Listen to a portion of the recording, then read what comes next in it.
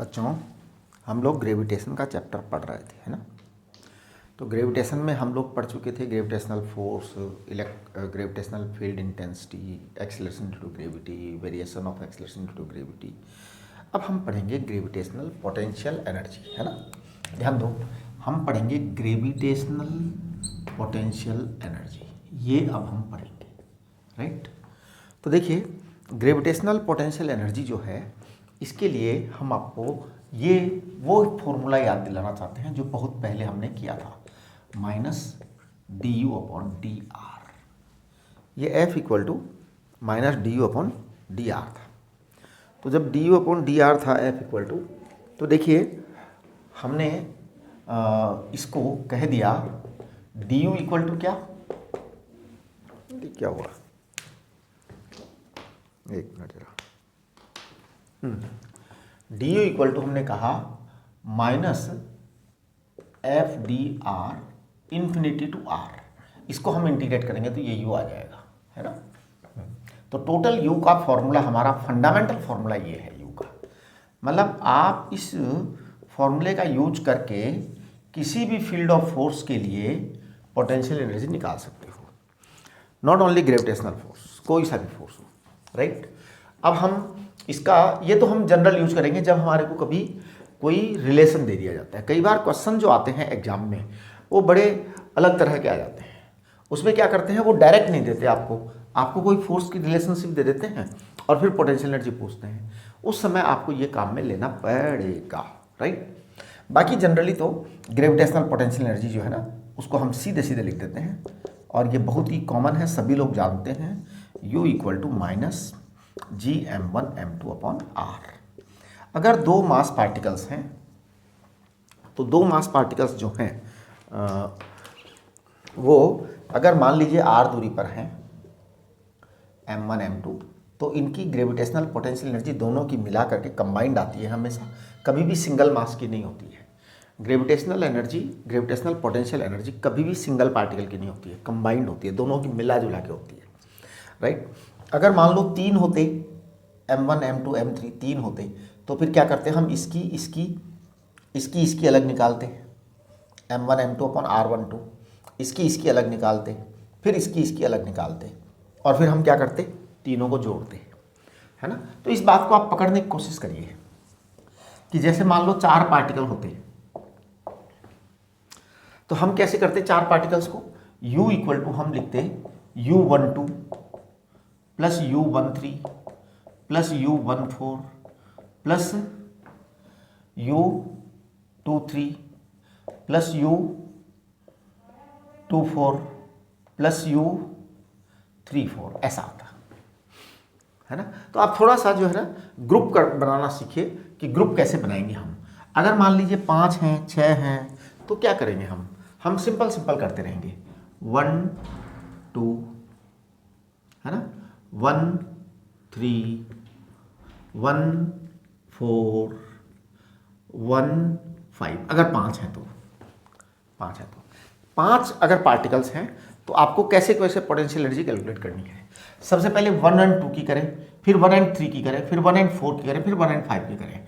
उसके बाद में फिर आपको जोड़ना सबको है, सबको प्लस ही करना है, ये ध्यान रखना, है ना। हाँ, फिर क्या करना है, फिर आप करेंगे 2 को 3 से, 2 3, फिर आप करेंगे 2 4, फिर आप करेंगे 2 5, फिर आप करेंगे 3 4, फिर आप करेंगे 3 5, फिर आप करेंगे 4 5। ये आपके अगर 5 पार्टिकल हैं तो पोटेंशियल एनर्जी के इतने पार्ट आएंगे, 1 2 3 4 5 6 7 8 9 10, इस तरह से आएंगे। अगर 6 पार्टिकल होते तो भी हम ऐसे ही करते।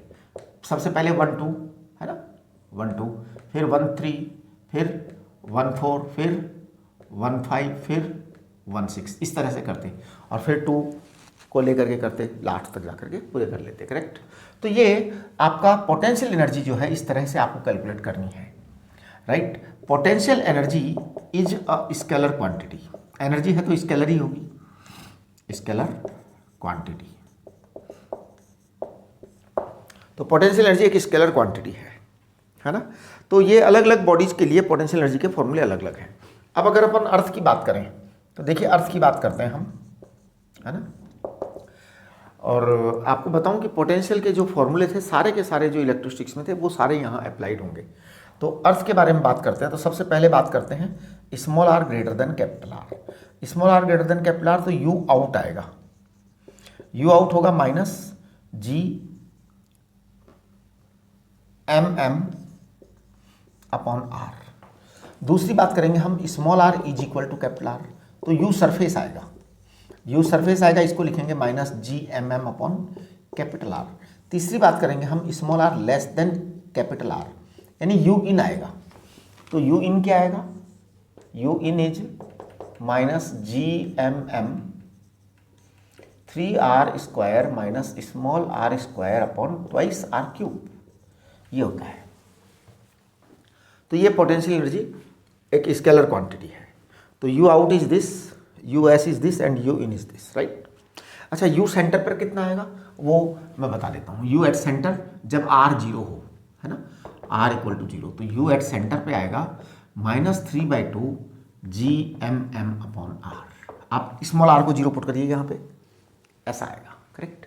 अच्छा, ग्रेविटेशनल पोटेंशियल की बात करें हम, ध्यान दीजिए, ग्रेविटेशनल पोटेंशियल, पोटेंशियल मैं आपको बताना चाहता हूं, ग्रेविटेशनल पोटेंशियल को हम कहेंगे potential energy upon mass, potential energy upon mass. अब जब ऐसा हो गया तो फिर वही चीज हो गई कि पोटेंशियल एनर्जी, अगर हम अर्थ के बारे में बात करें आउटसाइड, तो पोटेंशियल क्या आएगा, पोटेंशियल एनर्जी जो यू आउट है अपॉन एम कर दो, बस यू आउट अपॉन एम करेंगे तो क्या आएगा, minus G capital M upon small R आएगा। जब हम ग्रेविटेशनल पोटेंशियल सरफेस पर करेंगे तो क्या आएगा, minus G M upon capital R आएगा।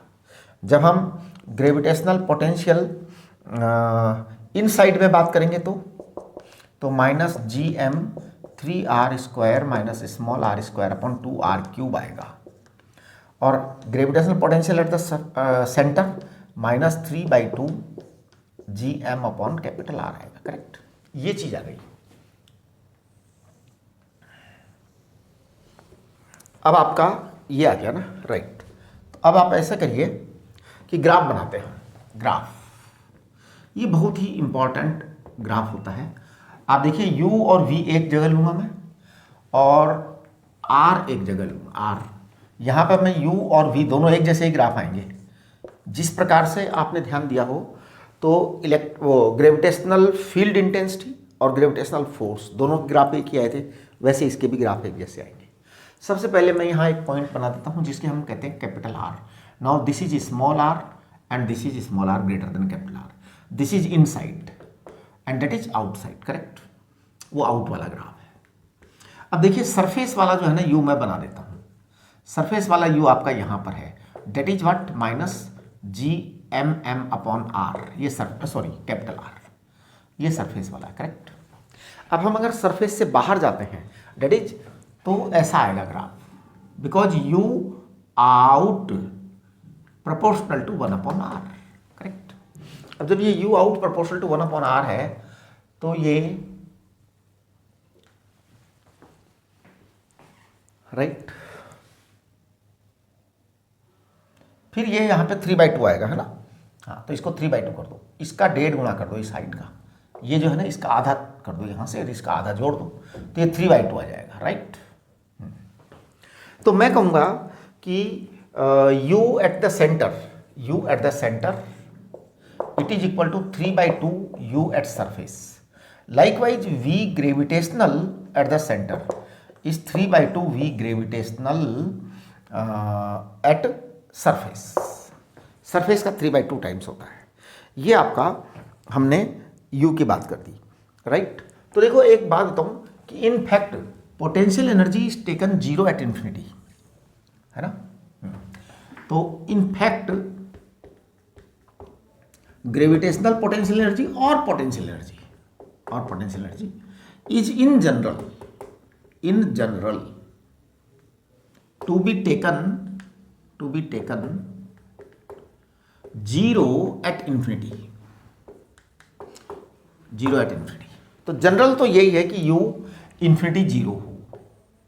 और हमने ये जितने भी फॉर्मूले लिखे हैं ना, सब u इंफिनिटी पर 0 मान करके लिखे हैं, है ना। तो u एट इन्फिनिटी पर जीरो मानकर ही हमने ये सारी कहानी कही है। सब कुछ u एट इन्फिनिटी पर जीरो मान करके ही कहा गया है ना। तो these all things are u at infinity zero, सब जगह। पोटेंशियल भी इन्फिनिटी पर जीरो माना गया है, ग्रेविटेशनल पोटेंशियल भी इन्फिनिटी पर जीरो माना गया है। लेकिन to make calculations easier for the small heights from earth surface, है ना। हाँ, तो टू मेक कैलकुलेशंस इजियर, आप यहां पे नोट करिए, but to make calculations easier,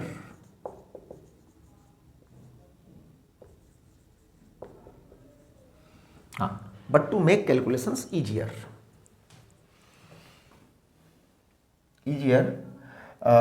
from earth surface, from surface of earth, है ना, from surface of earth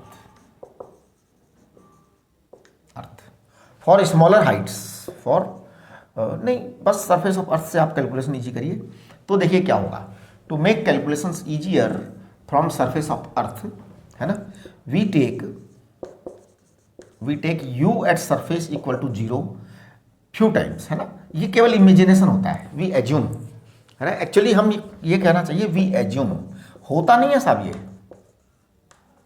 we assume U S is equal to zero, हमने एज्यूम करते हैं हम U S equal to zero. सच में U S zero होता नहीं है, सरफेस पर पोटेंशियल एनर्जी जीरो नहीं होती है, राइट। हम केवल एज्यूम करते हैं। तो देखिए, if we assume u at surface zero, if we assume u at surface zero, then u at height h, ये बहुत ही इंपॉर्टेंट फॉर्मूला है, mgh into R upon R plus H. हाँ जी, ये होता है u h equal to M G H into R upon R plus H. ये कैसे आया, अगर आप जानना चाहते हैं तो मेरे से जूम सेशन में पूछ लेना कि कैसे आया ये। तो U H is M G H into R upon R plus H. अब देखिए, if H is very very less than R for small values of H, है ना, हाँ, for small values of H, then U H will be nearly equal to M G H. तो आप ध्यान दीजिए, ये U H is nearly equal to M G H जो है ना, ये बहुत ही मतलब अप्रोक्सीमेटेड है फॉर स्मॉलर हाइट्स के लिए, जैसे 2 किलोमीटर, 100 मीटर, 200 मीटर, है ना। इसके लिए मतलब ये बहुत ही वो है, नेग्लिजिबल स्मॉल है। अब मैं यहाँ पर कुछ बातें आपको बताना चाहता हूँ, है ना। एक मिनट ज़रा, मैं अब डिस्कस करना चाहता हूँ कि अगर हम पार्टिकल को वेलोसिटी देवें और ऊपर फेंकें तो कितना ऊपर तक जाएगा, और उसके लिए कैसे कैलकुलेशन करेंगे हम, राइट। तो मैं इससे कैलकुलेशन करूँगा ये, है ना। तो देखिए, एक मिनट, हाँ जी।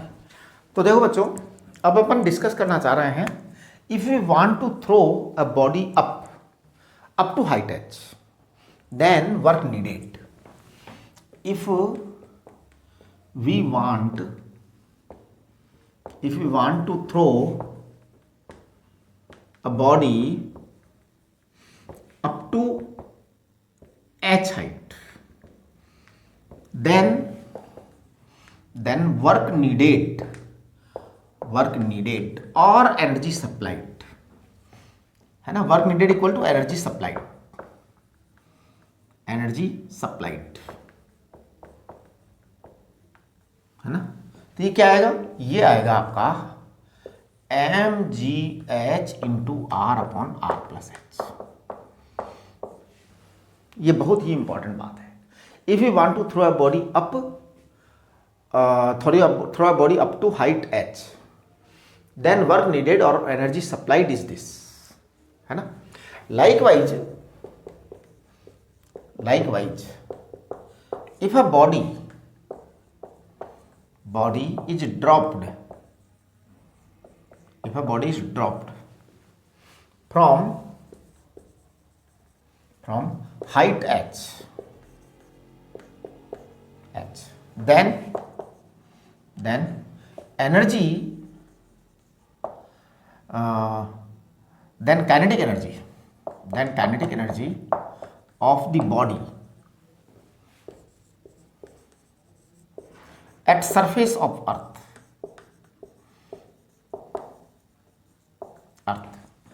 will be equal to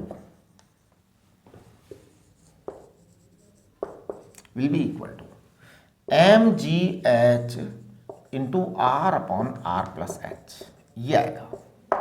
ये बहुत ही इंपॉर्टेंट बात है कि अगर आपने जैसे किसी बॉडी को आपने अगर अर्थ से ऊपर की तरफ फेंका तो आपको इतना काम करना पड़ेगा, इतनी मेहनत करनी पड़ेगी, इतनी एनर्जी सप्लाई करनी पड़ेगी।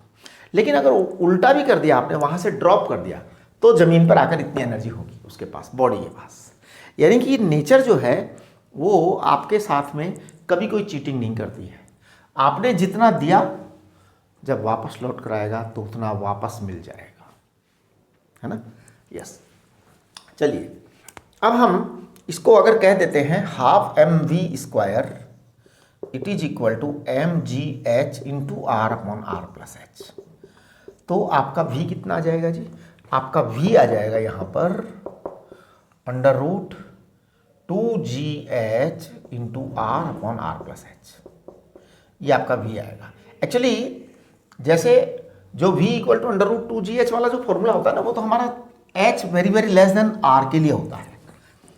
देखिए v इक्वल टू √2gh, ये जो हमें बहुत अच्छे से रटा रटाया फार्मूला याद है, it is only for smaller Heights. लेकिन अगर बड़ी हाइट हो तो फिर जो है आपको काम करना पड़ेगा इतना, है ना, फिर आपकी वेलोसिटी ये आएगी। तो ये बड़ी ही इंपॉर्टेंट बात है। देखिए अब आगे हम बात करते हैं। अब आप देखो एक बार अपना फॉर्मूला चार्ट देखिए। फॉर्मूला चार्ट ये क्वेश्चन नंबर 6 तक आपको करने थे ग्रेविटेशन के। 7 आप करिए, 8 आप करिए अपने आप, 9 भी आप करिए, 10 भी आप करिए, 11, 12, 13, 14, 15 तक आप 14 तक आप करिए, राइट। मैं एक छोटा सा क्वेश्चन जो है ना आप लोगों के लिए छोड़ देना चाह रहा हूँ, तो वो आप देखिए सवाल क्या है। ये क्वेश्चन आपको करना है अपने आप, है ना। तो लुक ऑन हियर प्लीज।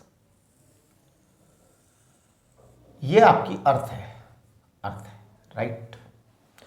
इस अर्थ की रेडियस कैपिटल आर है, अर्थ की रेडियस कैपिटल आर है। तो आप बात को समझने की कोशिश करिए। ये आपकी अर्थ की रेडियस कैपिटल आर है। अब आप यहां पर एक टनल खोद दीजिए अर्थ के अक्रॉस। तो I am digging a tunnel across the earth, आप ध्यान दो।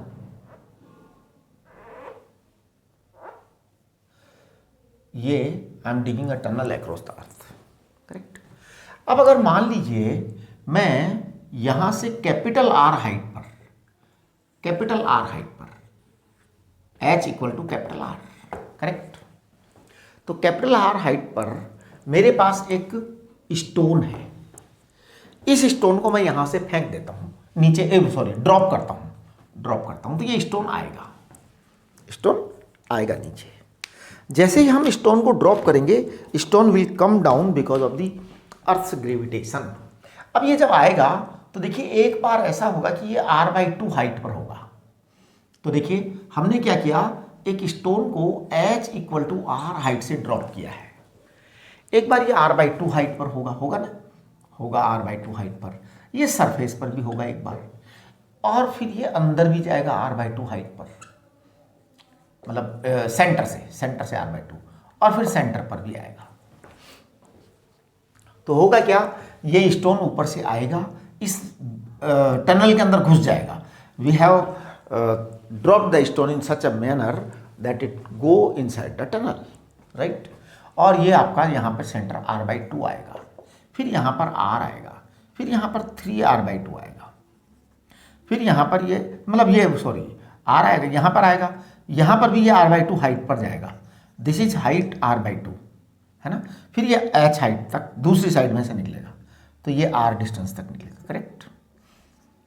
करेक्ट।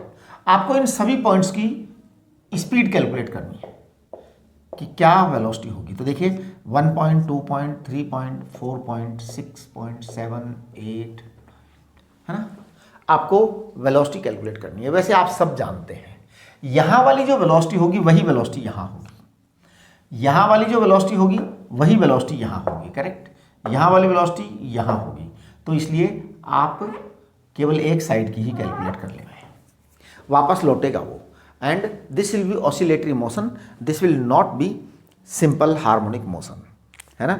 आप जानते हैं कारण कि ये क्यों नहीं सिंपल हार्मोनिक मोशन होगी, बिल्कुल सब बच्चे जानते हैं, इसमें कोई नई बात नहीं है।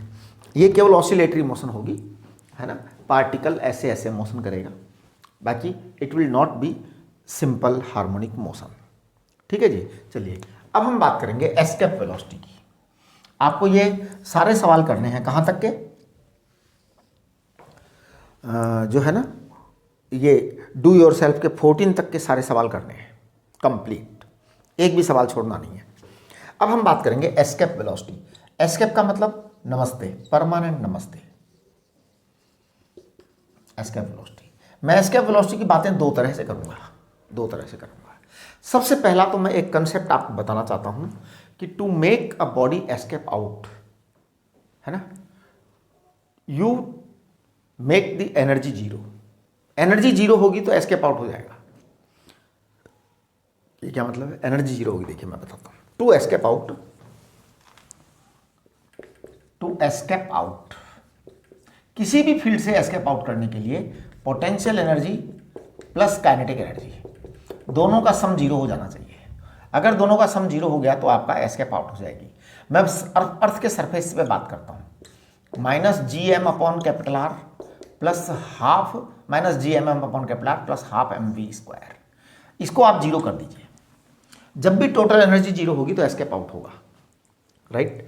तो अब देखिए हाफ एम वी स्क्वायर, इसको आप लिख दीजिए plus G M upon R, तो आपका वी एस्केप आएगा अभी डायरेक्ट, है ना।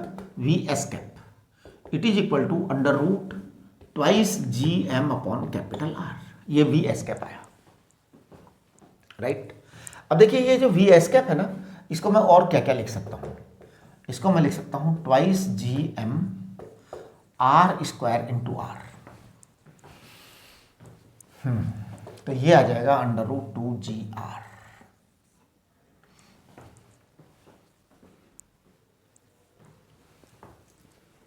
अंडर रूट 2 जी आर, ये आपके एस्केप वेलोसिटी आ गई, करेक्ट। अच्छा, अभी इसी एस्केप वेलोसिटी को कैलकुलेट करने का हमारे पास दूसरा रास्ता है। क्या? Put H equal to infinity for escape out, put H equal to zero, वो sorry infinity, H equal to infinity. हमारा जो ये फॉर्मूला है ये वाला, कौन सा वाला, under root 2 G H into capital R, इसमें आप H equal to infinity put करिए। देखिए v इक्वल टू क्या फर्क पढ़ाया मैंने आपको, under root 2 G H R upon R plus H.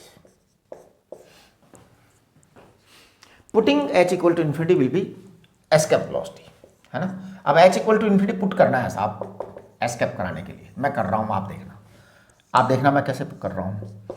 अच्छा, आप क्या सोचते हैं एच इक्वल टू इन्फिनिटी कैसे पुट करेंगे? देखिए मैं कर रहा हूं, H equal to infinity 2 G R upon 1 plus H upon are,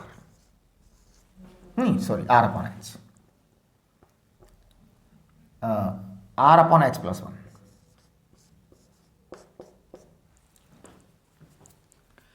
ठीक है ना। तो ये बात है,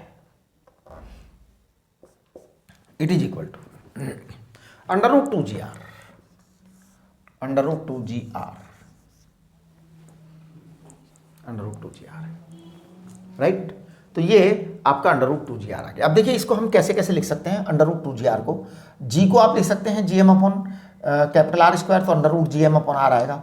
अब मैं इस एम को लिखना चाह रहा हूँ, आप थोड़ा सा ध्यान दीजिए, एम को मैं कैसे लिखने की इच्छा रखता हूँ, एम को मैं लिखने की इच्छा रखता हूँ 2 G upon R 4 upon 3 pi capital R cube rho, ये है। तो आप इसको जरा कैलकुलेट करके देखिए क्या आने वाला है, under root 8 upon 3 pi capital G R square rho, ये आएगा बिल्कुल, है ना। तो कहने का अर्थ ये हुआ कि जो एस्केप वेलोसिटी जो हुई ये हुई है proportional to R and under root rho, yes, escape velocity is proportional to R and under root rho, है ना। हाँ, ये एम को मैंने वो लिखा और आप एक बार चेक कर लीजिए, 8/3 पाई जी तो कांस्टेंट है, आर एंड अंडर रूट रो के प्रोपोर्शन में होती है हमेशा। एस्केप वेलोसिटी आर और अंडर रूट रो के प्रोपोर्शन में होती है, करेक्ट। अच्छा, अब सवाल ये उठता है कि फिर ये फॉर्मूला क्या है। अगर वी एस्केप आर और अंडर रूट रो के प्रोपोर्शन में होती है तो ये फॉर्मूला क्या है, what is this, what is this. देखिए, अगर एम कांस्टेंट हो तो फिर आर के वो इनवर्सली प्रोपोर्शन होगी अंडर रूट आर के, है ना। तो यहाँ पर आप ये चीज़ है ना नोट कर सकते हो, यहाँ पे एक लिख सकते हो आप साइड में, if M constant, if capital M constant then V escape is proportional to 1/√r। लेकिन कंडीशन है अब इसके अंदर, ये आपको कंडीशन सेट करनी पड़ेगी। एक बार मैं जरा बोर्ड चेक कर लूँ कि बोर्ड इज आउट और नॉट। यस, सही है, एकदम सही है। तो ये तब आएगा, अदरवाइज नहीं। आपके 90% केसेज में डेंसिटी कांस्टेंट रखते हैं, एम को बहुत कम कांस्टेंट रखते हैं, है ना। तो ये आपके वी एस्केप आएगा। इसके बाद में हम बात करेंगे सैटेलाइट की, ठीक है जी। तो चलिए अब हम बात करेंगे आर्टिफिशियल सैटेलाइट की, है ना। आप सब लोगों से एक रिक्वेस्ट ये है कि फॉर्मूला चार्ट को अच्छी तरह से तैयार करो।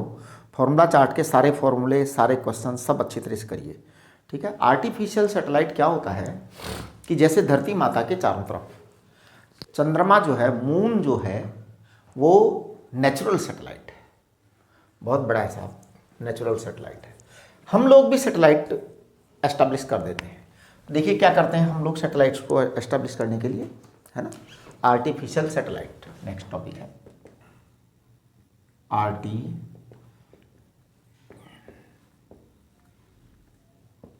जरा चेक करिए, ध्यान दीजिए।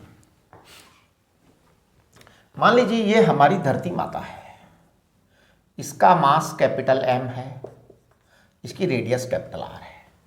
हमने इससे एच हाइट पर या कुछ हाइट पर एक सैटेलाइट को एस्टैब्लिश करना है। हम क्या करेंगे, पहले इसको लेकर जाएंगे, यहाँ ले जाके फिर इसको हॉरिजॉन्टल वेलोसिटी प्रोवाइड करेंगे। आप ध्यान दीजिए, यहाँ ले जा करके इसको हॉरिजॉन्टल वेलोसिटी प्रोवाइड करेंगे। तो देखिए क्या होता है, हॉरिजॉन्टल वेलोसिटी जब इसको देते हैं ऐसे, हॉरिजॉन्टल यानी parallel to earth surface, parallel to earth surface उसे हॉरिजॉन्टल कहते हैं। तो यहाँ से आप इसको एच हाइट तक लेके जाइए, पैरेलल टू अर्थ सरफेस आप उसको वेलोसिटी इंपार्ट करिए, तो ये अपना क्या करेगा, सर्कुलर मोशन स्टार्ट कर देगा, ठीक है। अच्छा, अगर ये डिस्टेंस r प्लस एच है, इसको मैं कहता हूँ small r is r plus H, r plus H. यहाँ पर जब ये सैटेलाइट होता है तो इस पर ग्रेविटेशनल फोर्स अप्लाई होता है। ग्रेविटेशनल फोर्स कितना होता है, ग्रेविटेशनल फोर्स होता है -GMM/r²। इसी ग्रेविटेशनल फोर्स को हम सेंट्रीपिटल फोर्स कहते हैं, mv²/r। तो अब आपका v कितना आ जाएगा, v को कहते हैं हम orbital velocity, that is equal to Gm/r। This is orbital velocity of satellite, orbital velocity, orbital velocity of satellite.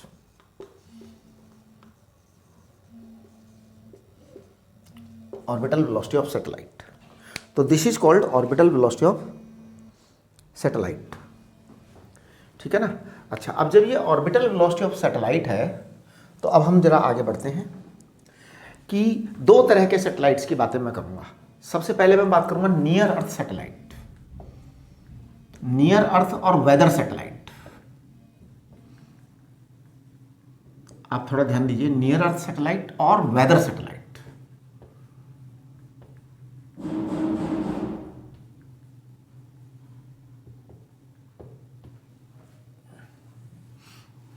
एक मिनट जरा, just a moment please, I think someone has come.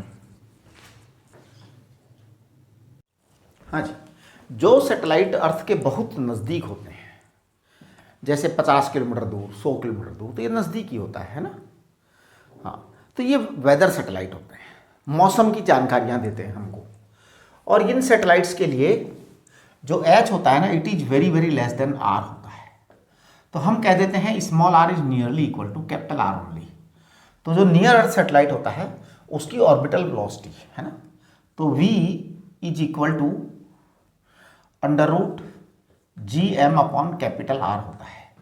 इसको हम कह सकते हैं अंडर रूट जी आर, क्योंकि G M upon R square into R हम लिख सकते हैं, तो जी आर आ जाएगा। ये नियर अर्थ सैटेलाइट होती है। इसकी वैल्यू जो होती है ना वो अप्रोक्सीमेटली 7.9 किलोमीटर पर सेकंड होती है। ये नियर अर्थ सैटेलाइट की वेलोसिटी होती है। अब देखिए comparing escape velocity with near earth satellite velocity है ना। तो देखिए escape velocity and satellite velocity, इन दोनों को हम कंपेयर कर रहे हैं। ध्यान दो आप, एस्केप वेलोसिटी हमने आपको पढ़ाया under root twice G M upon capital R. Satellite velocity मैंने आपको अभी भी बताया G M upon capital are.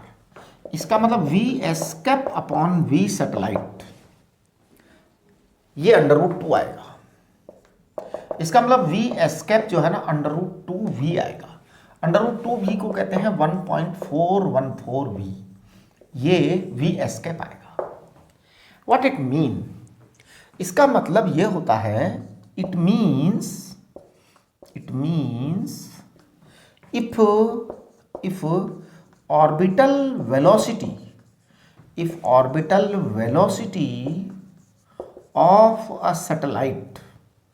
if orbital velocity of a satellite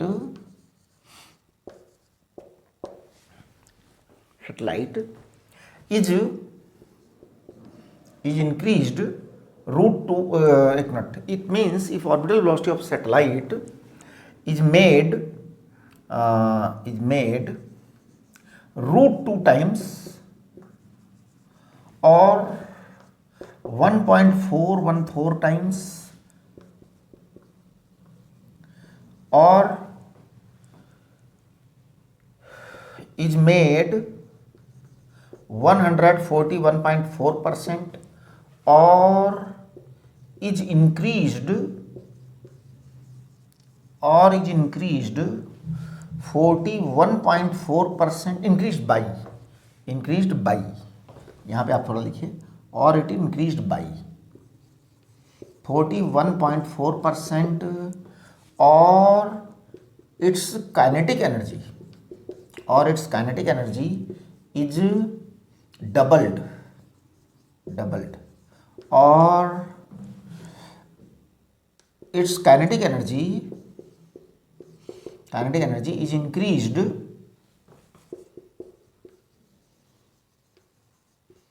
by 100%। ध्यान दीजिए,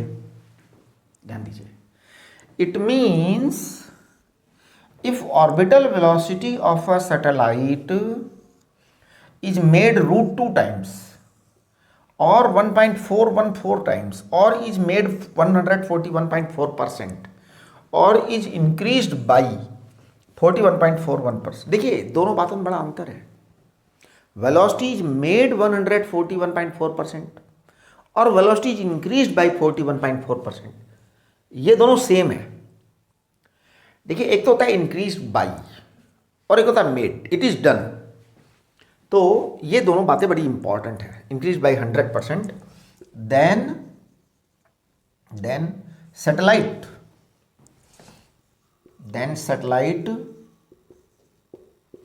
will leave its orbit and will get escape out, नमस्ते हो जाएगी परमानेंट।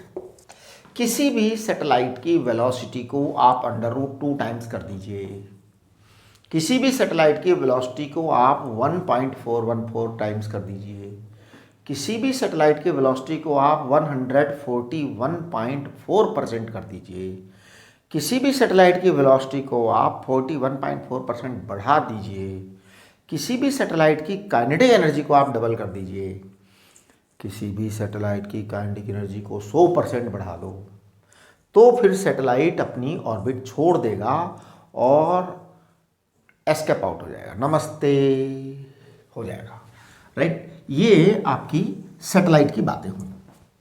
अब मैं बात करूंगा ट्रांसमिशन सैटेलाइट और जियो स्टेशनरी सैटेलाइट। ट्रांसमिशन सैटेलाइट और जियो स्टेशनरी सैटेलाइट, ट्रांसमिशन और जियो स्टेशनरी सैटेलाइट,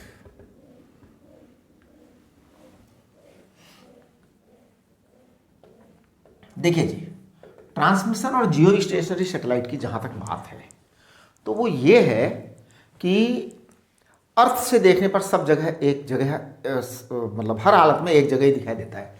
सिस्टम बड़ा सिंपल है।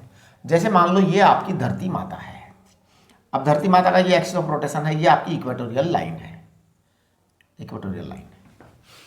मान लीजिए किसी समय आपका सैटेलाइट यहाँ पर है तो आपको यहाँ से दिखाई दे रहा है, थोड़ी देर में आप यहाँ आ जाएंगे तो आपका सैटेलाइट भी वहाँ आ जाना चाहिए, समझ रहे हो ना, आपके सामने। फिर आप यहाँ आ जाएंगे, आपका सैटेलाइट भी थोड़ी देर में यहाँ आ जाएगा, है ना। जैसे जैसे आप चलते जाएंगे सैटेलाइट भी चलता जाएगा, तो आपके साथ साथ सैटेलाइट चले। धरती माता 24 आवर में पूरा चक्कर लगाती है तो सैटेलाइट भी 24 आवर में पूरा चक्कर लगाएगा, राइट। तो देखो सबसे पहले इसकी बातें हैं t = 24 आवर। इसकी हाइट होती है 35600 किलोमीटर अप्रॉक्स। इतनी हाइट पर इसको मतलब सेट किया जाता है। टाइम पीरियड 24 आवर होता है ना। और इसकी जो ऑर्बिटल स्पीड होती है वो 3.1 किलोमीटर पर सेकंड होती है। ये सब चीज़ें तो होती ही होती हैं, राइट। हाँ, अब मैं यहाँ पर एक बात कहना चाहता हूँ आपको कि दिस टाइप ऑफ सैटेलाइट्स, है ना, एक minute, this type of satellite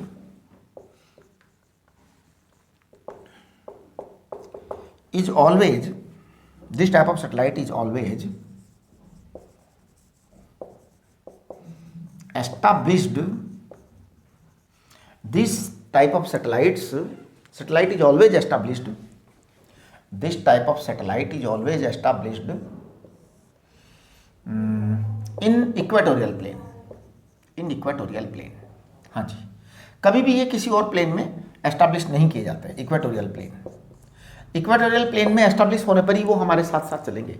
अगर मान लो आपने किसी सैटेलाइट को ऐसे एस्टैब्लिश कर दिया तो फिर तो क्या होगा, आपको एक बार उस साइड चला जाएगा, आपको दिखाई नहीं देगा। इक्वेटोरियल प्लेन वाला आपको नजर आएगा हमेशा हमेशा के लिए, है ना। तो this type of satellite is always established in equatorial plane. Height दे रखी है, टाइम दे रखा है, वेलोसिटी आपको दे दी। यहाँ मैं एक चीज़ और कहूँगा, to set up a channel